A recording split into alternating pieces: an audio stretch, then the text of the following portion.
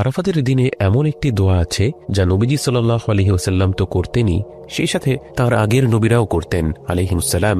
তাই এটা হলো আরাফাতের দিনের সর্বোত্তম দোয়া। লা ইলাহা ইল্লাল্লাহ ওয়াহদাহু লা শারীকা লাহ লাহুল মুলকু ওয়া লাহুল হামদু ওয়া হুয়া আলা কুল্লি শাইইন কাদির। আল্লাহ ছাড়া কোনো মাবুদ নেই, তিনি এক, তার কোনো শরীক নেই, সার্বভৌমত্ব তার এবং সকল প্রশংসা তার, এবং সমস্ত কিছুর ওপর তিনি সর্বশক্তিমান।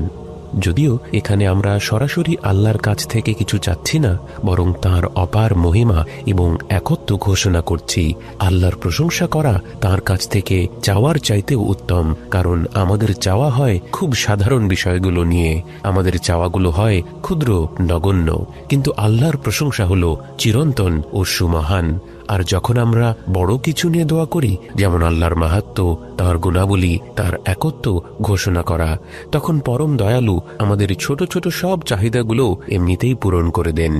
তাই বরকতময় এই দিনে আমাদের চাওয়াগুলোর পাশাপাশি আমরা যেন আল্লাহর প্রশংসায় নিজেদের নিমগ্ন রাখি এবং বিশেষভাবে এই দোয়াটি বেশি বেশি করে পাঠ করি।